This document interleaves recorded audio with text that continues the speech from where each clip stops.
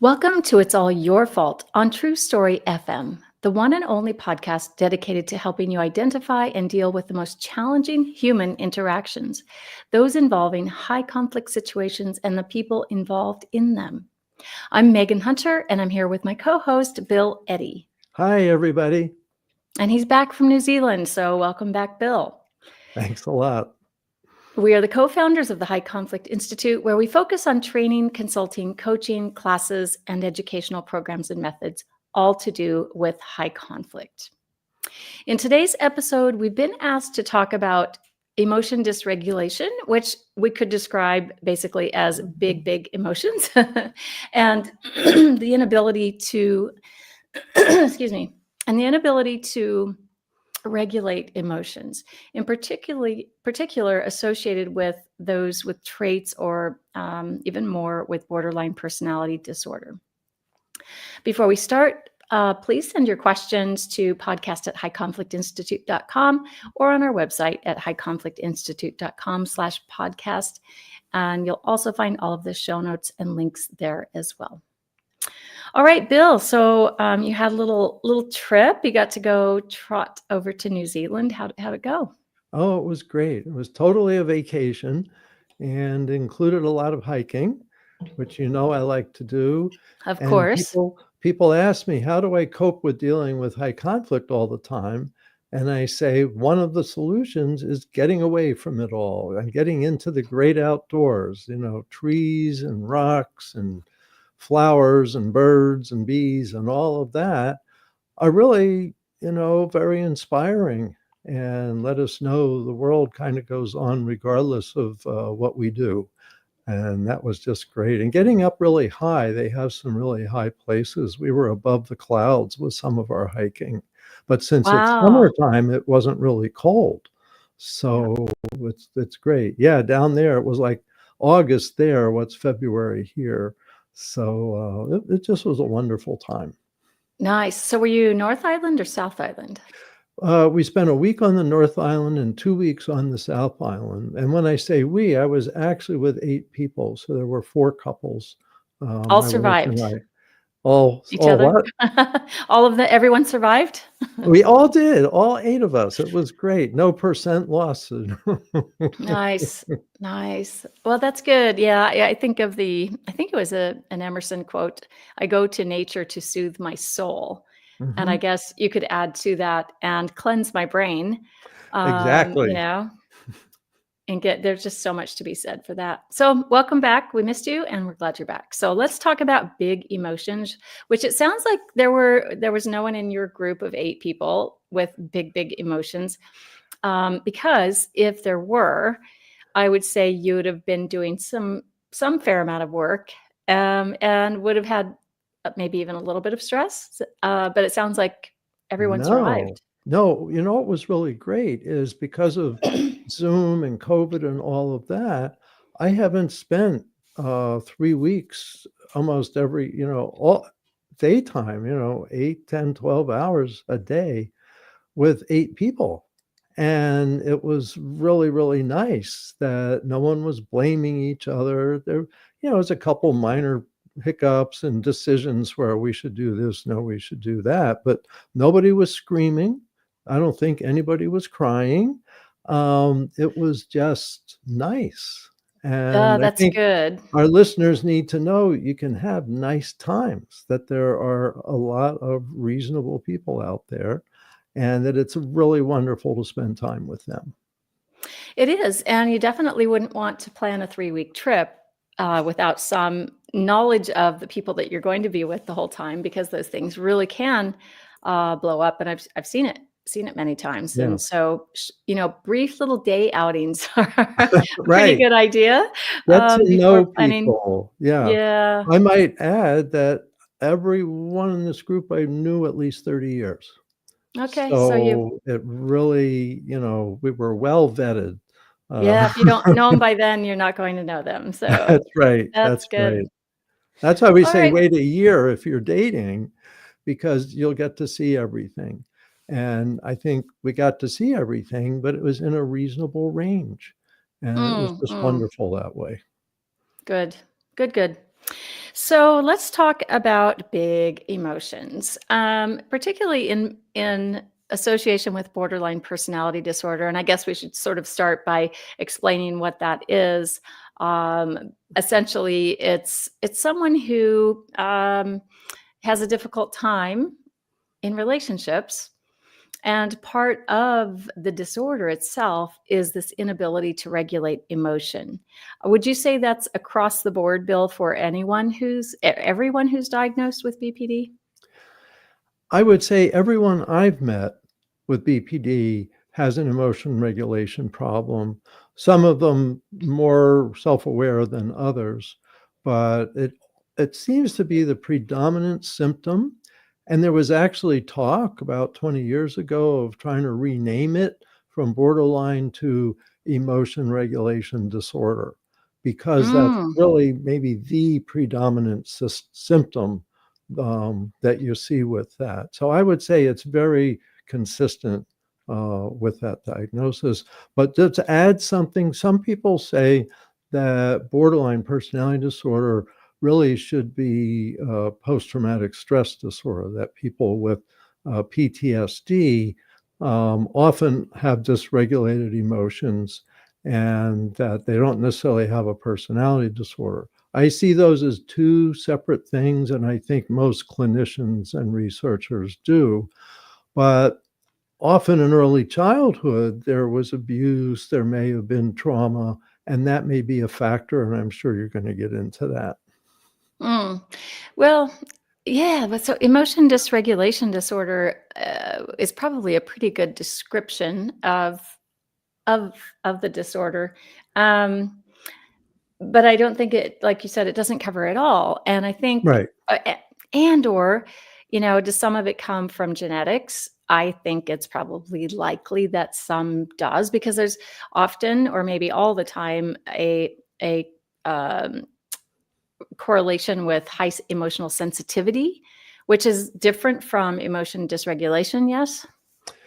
Yeah, so sensitivity means what bothers you. Emotion regulation means what you put out. And Mm, so there's people that don't show emotion dysregulation that are very sensitive emotionally, feel like a pincushion, oh, that hurt, oh, that, and experiencing things. But emotion regulation, I think, has a lot to do with the emotions you put out. And so there's some difference there.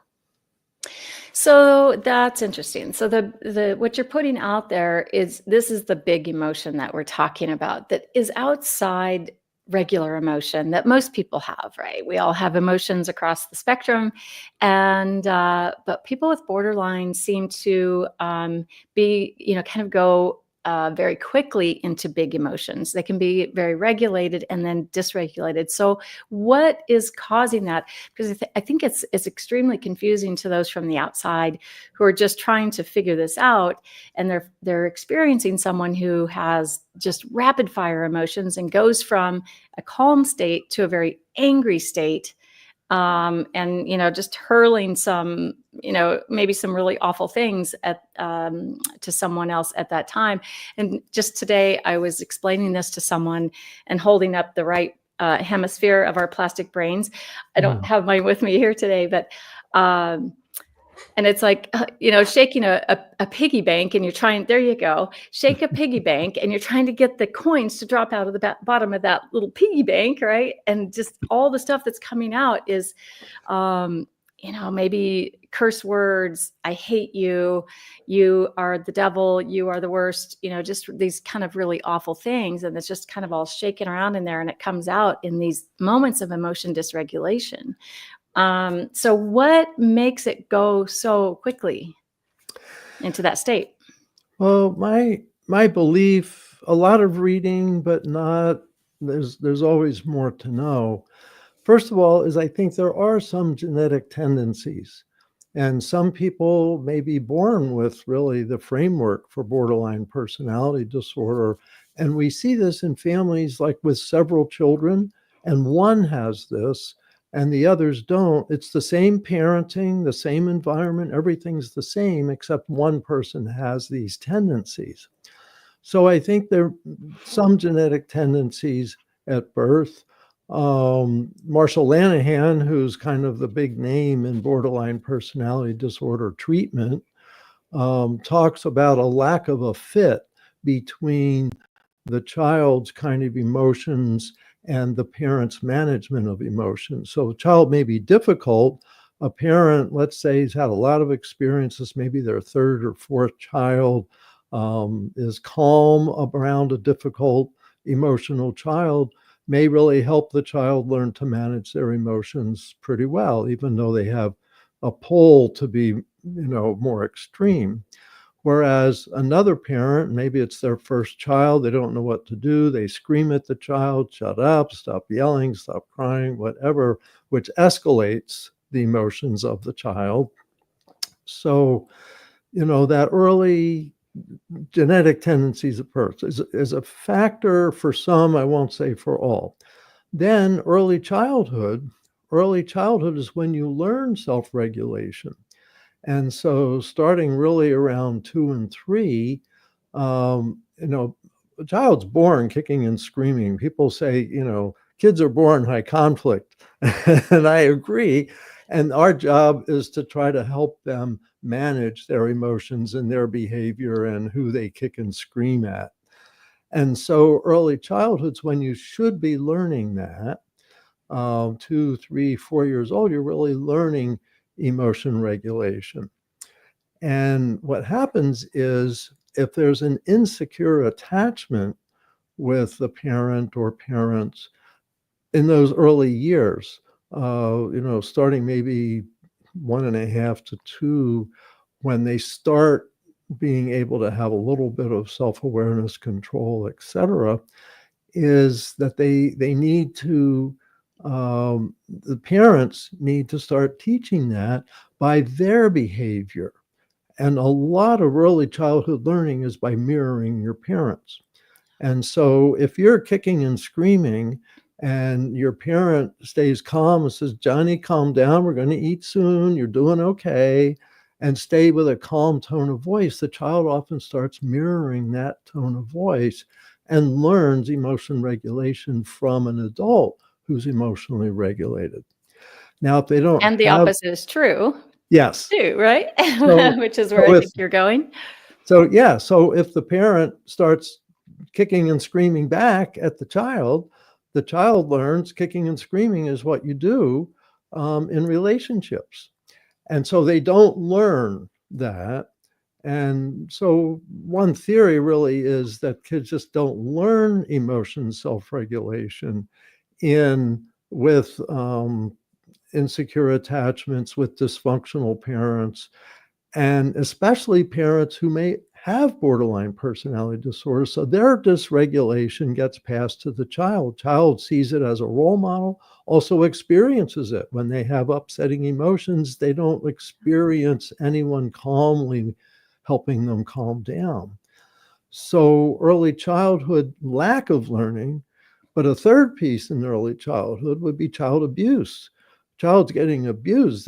They're upset, crying, kicking, hitting, whatever it is, because they're being abused and they don't learn that the abuse shouldn't happen and that they can regulate themselves. And so they're reacting, very reactive, and may have a very short fuse. Let me add one more piece here, because this is all early childhood. Most of when this stuff goes off the tracks is the brain development. And the research that shows that some people with borderline personality disorder have a smaller corpus callosum. That's the bridge between hemispheres. So that's this part in here. And so if that's smaller, they have a harder time going back and forth. So let's say right brain, where you have a lot of your emotional responses, left brain's more reading, writing, talking, listening, problem solving, etc. So adults with borderline personality disorder may be, dominant with their left hemisphere problem solving, and then suddenly something triggers them, and now they're outraged, and they can't get themselves back to calm, or they can't stay calm. And that smaller corpus callosum seems to be a factor And I've read at least 3 studies that suggest that that's a problem. One more problem, and then I'm going to stop. Lots of problems, Bill. Lots of problems. Underneath here, so you have the amygdala, and there's one in each hemisphere. The right hemisphere amygdala is particularly sensitive to nonverbal, to facial expressions, tone of voice, hand gestures. And for many people with borderline personality, that's actually larger. It's been exaggerated, overused. So they perceive situations as more threatening than they may be from other people's point of view. So with the smaller corpus callosum, harder to manage emotions, larger right amygdala, overreactive, they're kind of physiologically built for emotion dysregulation. Yeah. What's exciting is, I mentioned Marshall Lanahan and her dialectical behavior therapy method teaches people how they can learn to regulate their emotions. And I think it may actually be boosting the corpus callosum so that they're really changing some of their brain physiology to be able to more calmly manage situations after they go through that therapy. So there is hope.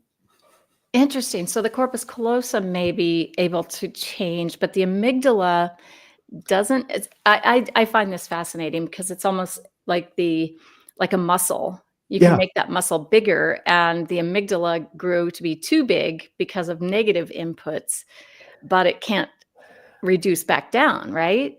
I don't know. And that's something I'd be curious about because it may be possible if it's less I don't know, irritated or something like that. They say parts of the brain are larger that get used a lot.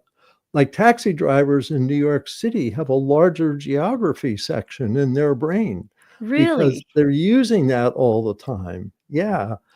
They say that the Buddhist monks, that meditation makes their left brain a little bit larger. So I think use makes a difference. It's usually not observable, but makes a difference in how your brain works in the future is what it's used to using. And that's why good treatment, good therapy for emotion regulation does give people hope that they may be calmer in the future. Interesting. So anger management classes taught the right way really should be effective. Um, it's a question of how much time you need. Mm, And a lot of management classes are like 6 weeks. And in many ways, they speak to the left brain. You should yeah. do this, shouldn't do that. Watch out for situations that might trigger you. Whereas, really, in a sense, changing your brain, just like with alcohol and drug treatment, you're talking months and years rather than 6 weeks. Not to say that isn't what some people need, is 6 weeks may be really sufficient. But with someone with like borderline personality disorder or significant traits, they're going to need more time. The treatment, the DBT treatment, often is referred to 2 to 5 years as needed. Although we've interviewed Amanda um, Smith? Amanda Smith, Yeah. who tells us she really can see change within a year. So that's very encouraging, especially with a really skilled clinician like she is. Right. So, okay, so now we've gone through childhood. Now we're getting into the teen years. And, a lot of teenage behavior can seem very erratic and big emotions. So, how does a parent know the difference between, a child who's misbehaving and being a teenager with, normal teen emotions and someone who could be headed down a road that's going to be pretty challenging for relationships in adult life and could even potentially lead to problems with the criminal system, justice system. Yeah, here's what I've learned. This kind of comes back to the brain. Is between about 9 and 12, the brain's reorganizing itself somewhat and opening itself up to more emotional experiences. And so starting 12, 13, you suddenly have this nuclear reactor living in your house, and you go, where did this come from? And I know have had experience with that. Yeah, a Uh, little bit. and so that's normal. In other words, that people need to know this is normal, and it's learning.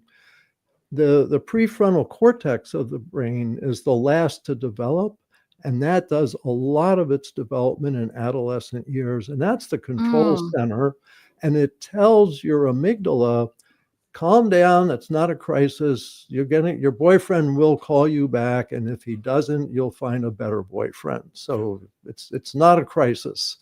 And learning what's a crisis, what's not a crisis is a huge part of what adolescence is. And we now know the brain, isn't fully developed till about 25.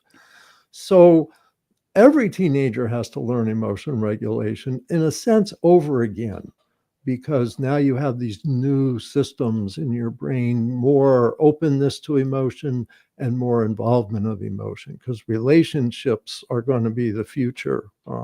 A huge part of adult life is our relationships. And you throw in, hormones in there at that age too. Yeah, yeah. I mean, okay, so back to, how then do you decide what's normal behavior and what's maybe not? My experience so much with high conflict behavior is it hits you over the head. It's like, wow, that is really extreme. Yeah. And you I call see, that jaw dropping, right? yeah, exactly. It's jaw dropping. And so it doesn't take an analysis. Like you see it and you see, okay, this is over the top. This is a problem. Part of it's because of how extreme it may be, how hard it is for the person to calm down. And it may be the repetition of this. So, what you see at 13 generally isn't what you're going to see at 15, generally isn't what you're going to see at 17. If you're still seeing it or it's getting worse at 15, worse at 17, then there really needs to be some intervention so that this teen can really learn how to manage their emotions, because they're going to start impacting their relationships, and it's a spiral. It's Mm. like people rejecting me, so I'm really freaked out and I'm really angry. Well, if you're really freaked out and really angry, people are going to reject you. And so teaching them emotion regulation is a huge part of successful relationships. And people are attracted to people who handle emotions well and can stay calm even in the storm. And we teach managed emotions, and people with managed emotions are often popular. So it's a teaching, but more intensive teaching for the people having difficulty. Yeah, and I think there's a kind of a, we delude ourselves into thinking that, this is just someone who deals with stress differently. I even heard someone say that yesterday. This guy was really yelling at his wife and being very cruel to her, putting her down, telling her to shut up. And this was on a TV show. Um, Good. yeah, and it was during The Amazing Race. And there it's high stress situations, and you can learn a lot about emotion regulation watching that show, because it's all pairs, it's all couples of one sort or another, and to see them under stressful conditions for a whole 40,000 miles over a month or two, you really start to see who can regulate and who can't. But this man's wife made an excuse for him after being berated and put down so harshly. She said, he just handles stress differently than others. And so he continues to get away with this, because no one ever sets limits on him. Not that we're diagnosing him with anything, but so it's interesting. If you want to have those good relationships, we don't want anyone, diagnosing, and that's definitely not what we're doing Right. here, is teaching anyone to diagnose or label or anything, but just be aware, kind of, if you see something that is, like Bill said, you Bill, sorry, talking to our listeners. If it's that jaw dropping, hit you over the head type of behavior or emotion, then you probably have, I would suspect you've seen it maybe somewhere along the line, probably a pattern of it even since the child was younger. But I think there's a time there in those teen years that you can have a lot of impact. Mhm. Yeah. Absolutely. And I think, the 13 to 15-year-old age is so important, especially with this, because it's an age when they can learn these things. Like you said, hormones are kicking in and they don't know what to do with them. And learning that hormones are kicking in and it's natural, and you need to step by step teach your hormones and your amygdala what's okay and what's a life and death struggle. Because, for most people in the industrial world, there's no life and death struggle that you're dealing with at 13, 14, 15. But if you're in a war zone, you may really need that short attention span, that quick reactivity. Those hormones may save your life. So it's really kind of learning, very much an emotional learning time. But parents need to help their kids with their emotions by letting them know emotions are normal and it's okay to feel anything, but you have to learn what you do with these and what you express and what you don't express. And a big part of becoming an adult is learning when to hold your tongue. And that's something people with adult borderline personality disorder have a hard time doing. Even when they think they should, they can't sometimes until they've learned slowly. This is all step-by-step stuff. And that's why 13, 14, 15 is a really good time to learn it, mostly from counseling, but mostly also from parents learning how to accept your child and still set limits on the extreme emotions. The other thing, when I was a child and adolescent and adult therapist, with teenagers, I would often have them journal. I would say, like, they'd come in and they got in trouble because they blew up something. They called their parent terrible words and things like this. And so I'd say, write 2 pages about why that's not a good idea. And then we'll meet next week and see if you've learned enough. Because I don't like kids being in therapy, every week for 10 years. And so that would often be, they would learn to manage their emotions because they were thinking about them and learning this is a thing. We have, with High Conflict Institute, the New Ways for Life for teenagers, which really helps them understand some about the brain and self-regulation. So engage with them. This is a problem to solve and it can be solved, but you need to work on your emotions more. Absolutely. Uh, so if you're a parent of someone like this and you're kind of stuck for what to do, number one, practice managing your own emotions. Right. First of all, try not to shame and blame, Yeah. and make your young person feel judged, because that will just dig the hole deeper. I don't know how it couldn't. Because most people are already feeling badly for not being able to manage their emotions. So we don't want to make people feel worse. Right. And That's real important. I think the way I've been thinking about this recently, Bill, is there are people who, in this high conflict area, they really have a need. So when they're around you, they have a need that's higher than other people's needs. And their need, in the case of borderline, is to feel connected, to feel Mhm. attached. And so we have to find that balance. And I think that's a new concept, I think, for a lot of people to take on, is that this need is being presented to you, and it's not to make your life miserable. It's just this emotion dysregulation makes the relationship difficult. Yeah. So you can step back away from it and realize this isn't about me. This is something, though, that I can perhaps do something about, and you need to learn what those things are. We have a lot of things, resources at HCI that I'll throw some links for those in the show notes. But there's also a ton of information online these days, various groups that can help. So we'll also put those links in the show notes. Yeah. So any last thoughts, Bill? Yes, I want to talk about the media influence here. Mm, And we have media role models of loss of emotion regulation. It's a big part. One day I saw someone blow up, I think it was in a mediation, and storm out of the room. And I thought, I've seen this somewhere before. And I realized most sitcoms have somebody at some point give a blast of anger and storm out of a room. Then yep. at the end, they often reconcile and stuff. This is not normal family life. People do not normally do this. This is not necessary. In families, you never have to yell and storm out of a room. Now, it does happen a lot. Let's say, 80% of families have it happen sometimes, especially if you have a 13, 14, 15-year-old. And child younger than that, for sure.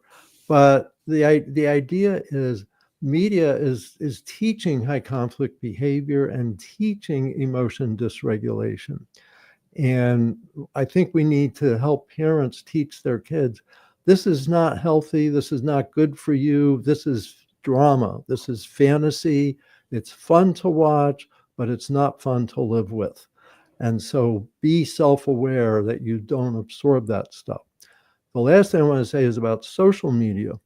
One of the problems with social media is that people are connecting who share bad behavior, like emotion dysregulation, other borderline traits, cutting, things like that are really unhealthy, are sharing that with each other and reinforcing each other in their problem behavior rather in getting healthy.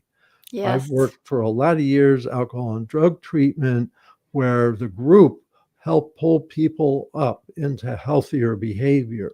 Now we're finding people finding each other and reinforcing their negative behavior. And so social media reinforces emotion dysregulation. You follow a lot of those conversations, people yelling at each other in print and such. And so I think parents need to teach their kids about, don't let this influence who you become. Mm-mm. Yeah, and like you said, you get pulled up into something, or you can get pulled down into Yeah. something. And Good a lot of call. times with borderline, there's this seeking identity. Yeah. And I think when we get on social media and we're seeking identity, we go to places where we feel we fit in and are accepted and welcome and included. And those groups sometimes may have a lot of negative advocates in them, and that's going to pull you down. And I think a lot of parents have had to deal with that the last several years. So bottom line, I think the closer connection you have with your child at any age is probably going to get you better results and help maybe mitigate some of the damage that could be occurring if they do get pulled into a harmful group like that. And maybe you can help them come out of that Mhm. if they are, and maybe prevent them from going in even beforehand. Strong connections. You're So, totally all right. right. Yeah. Well, thank you, Bill. And thank you, listeners, for tuning in today. I really appreciate it. Next week, we're going to be talking again about emotion, but this time specifically about anger and why some people go like 0 to 60 in a flash. Why does that happen? We're going to talk about the brain science behind it. In the meantime, send your questions to podcast@highconflictinstitute.com or submit them to highconflictinstitute.com/podcast. And until next time, keep learning and practicing. Be kind to yourself, be kind to others, while we all try to keep the conflict small and find the missing piece.